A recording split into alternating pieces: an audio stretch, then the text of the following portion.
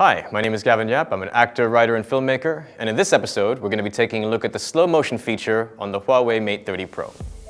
The slow motion feature is exactly what it says it is. It slows down the action in the frame. And for me, this is a really good feature to use whenever I want to drag a moment out to really sort of show the details and the intricacies of a character's emotion or an action. How to shoot slow-mo on a Huawei smartphone. First, go to the camera. Go to More. And after that, select Slow-Mo. And from there, you can choose to control the speed of your frame rate, ranging from 120 to 7,680. And you can decide whether or not you want the motion detection feature on. And after that, slow motion is activated.